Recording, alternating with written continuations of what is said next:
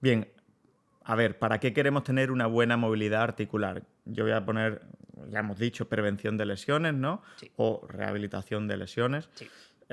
Más cosas Performance. Esa es una de también. las Sí. grandes. Vamos a poner un ejemplo de muchísimos.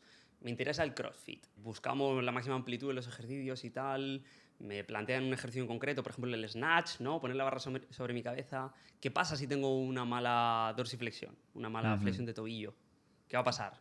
Tenemos un drama, vas a compensar a nivel de hombro una barbaridad. Claro. Y como tengas mala movilidad también de hombro, es que olvídate de hacer el ejercicio.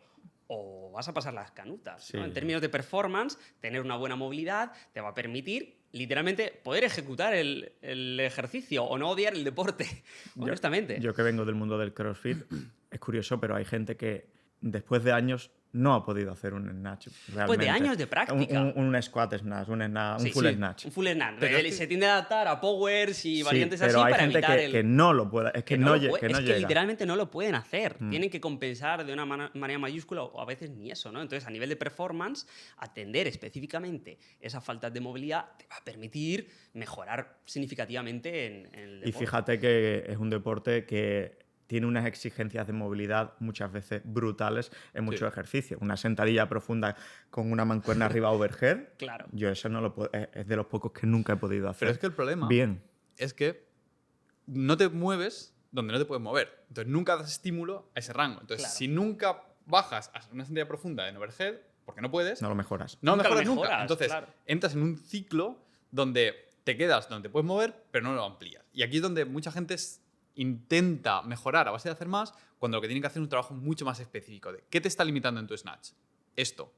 Arregla eso. ¿Cuál es la siguiente limitación? Esta otra cosa. El tobillo, la cadera, el hombro. Y vas descomponiendo el snatch en los diferentes elementos, creas los requerimientos necesarios para poder hacer un snatch y luego lo integras en un gesto complejo. Y es ahí donde la mayoría de la gente falla, Sí. en ese desglose y ese trabajo analítico. Es decir, si yo voy mal en el split jerk, no voy a hacer más split jerk, sino me voy a centrar en qué está pasando del split jerk, me voy a poner a trabajar la flexión del hombro o Si el limitante principal o uno de los limitantes principales en tu split jerk es falta de movilidad en alguno de los ejes, desde luego. Claro. Ese sería la Y base. ya Y eso nos hace finalmente lo integras en el Correcto. movimiento. A lo mejor de primeras puedes cambiar un poquito el ejercicio para ir practicando a nivel técnico, ir fortaleciendo la musculatura. O, por ejemplo, imagínate, si falta dorsi, le puedes meter cuña al ejercicio. Luego, si podemos ver algún ejercicio práctico, pues podemos ver Sí. esto cómo sería, para poder ir haciendo ya la skill y la parte de desarrollo del patrón, y luego en paralelo tienes que trabajar el tobillo, porque es que si no, no se va a arreglar solo. O sea, puedes darle parches al ejercicio para ir trabajando, pero desde luego no se va a arreglar en el largo plazo el problema en su conjunto si no atiendes.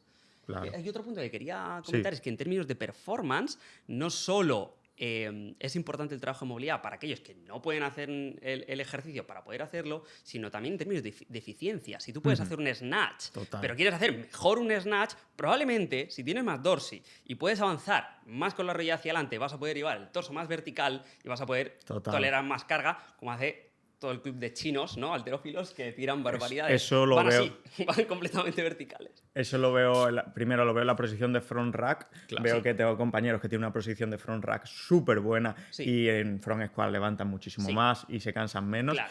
Y, por ejemplo, en mi caso, con el thruster, cuando llevamos arriba la Sí. barra, hay compañeros que respiran arriba porque Claro. están cómodos con la Claro. barra arriba. Si a Yo ti voy te en falta un- apnea, O sea, yo jamás podría respirar arriba porque estoy comprimido, no. Claro. Si el Y- hombro se te queda adelante, no puedes bloquear no el puedes trapecio, respirar. entonces Entonces no puedes yo descansar. respiro abajo. Imagínate la eficiencia cómo cambia, ¿no? En un WOD donde vas Sí. a muerte.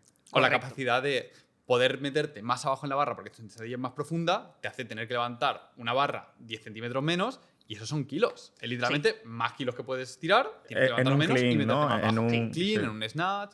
En nuestro cualquiera. marco, nosotros, cuando nos llega un estudiante y nos dice, oye, yo quiero poder hacer tal skill, tal patrón, tal cosa, siempre miramos esos dos requerimientos. A nivel de movilidad, cómo es, y a nivel de fuerza, cómo está también el tema. Y son las dos cosas que hay que trabajar. Es que son igual de importantes. Y El fitness convencional ahí fuera, esto no lo entiende, solo atiende a la parte de la fuerza.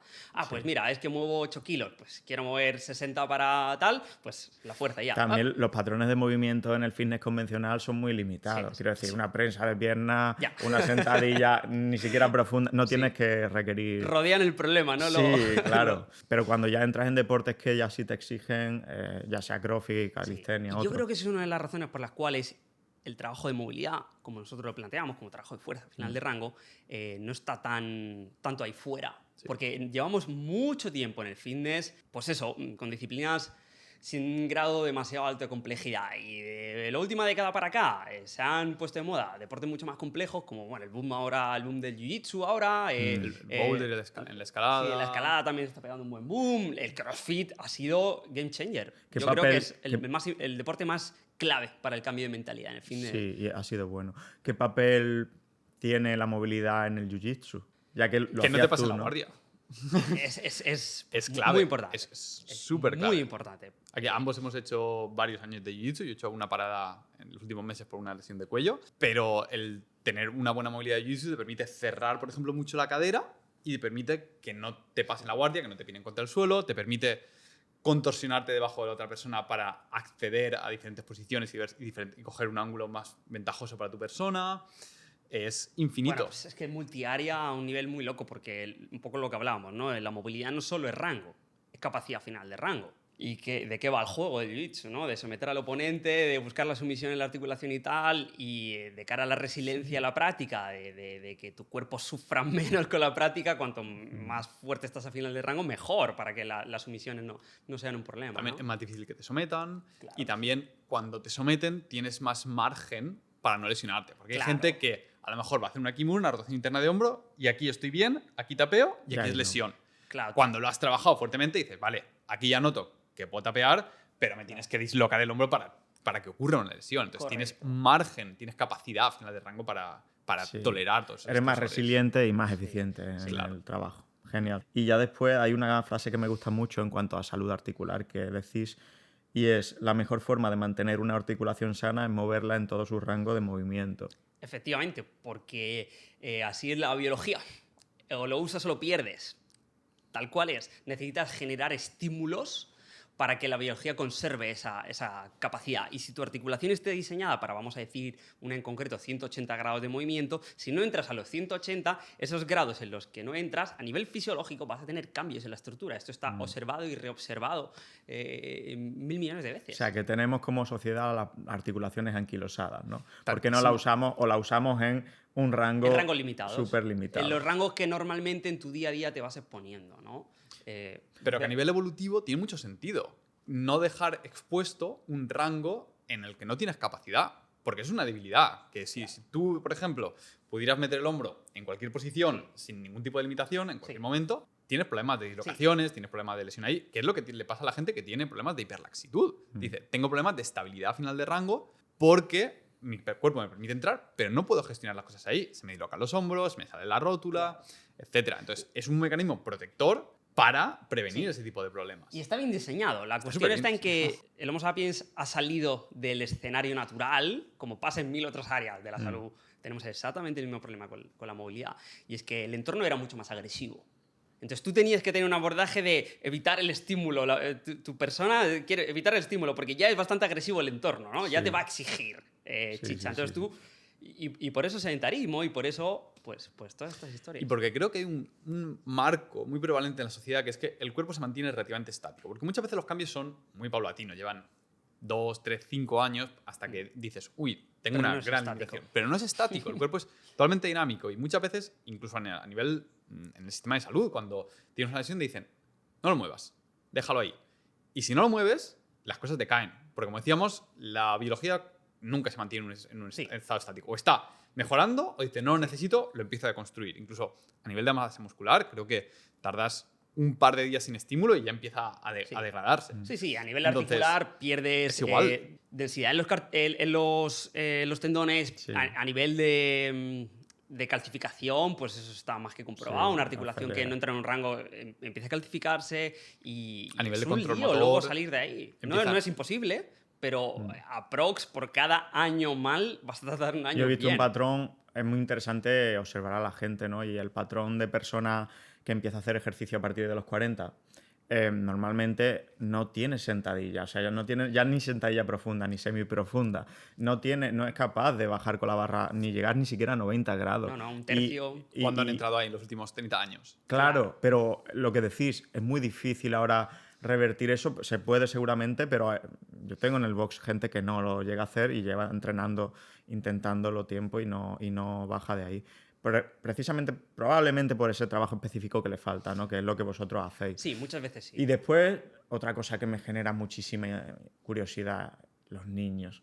O sea, una sentadilla de un niño de 1 año es perfecta, Sí. o sea, es naturalmente perfecta. También O- tienen mejor proporción Eso de iba a decir, palanca. perfecto depende de cómo lo Sí, mires, pero porque también tiene tiene mejores una proporciones proporción de de palancas. palanca, También tiene tiene una una... proporción- ¿Qué hay ahí? ¿Qué hay ahí? Tiene Es una proporción simplemente- de palancas más favorables para bajar la sentadilla porque les la- hace falta, entiendo. A nivel evolutivo en esa etapa hay Sí. por el mucha crecimiento de los segmentos corporales o por las proporciones que tienen. ¿no? Las distribuciones del peso, los tamaños de fémur, a En relación a tibia, tibia, al sí. torso, les permiten tener, aparte que tienen mucha movilidad, les permiten tener una sentadilla súper súper erguida erguida. Sí. y muy cómoda. Pero quizás intentar emular la sentadilla de los niños cuando eres un adulto creo que es un error. Sí. Que es un error muy común. Incluso hay toda una rama de la pseudofisioterapia que intenta emular posiciones de cuando eras niño por historias un poco turbias que no tiene ningún sentido porque no eres un niño. No tienes los segmentos de un niño, no tienes las Sí. proporciones del peso. Tú tienes que tener tu sentadilla. Sí, lo que Sí. es sano es que intentes encontrar la máxima profundidad que tú fisiológicamente puedes alcanzar. Claro. No un ideal alejado de De tu fisiología o de tu anatomía, ¿no? Y esto es así, por proporciones de palanca y demás,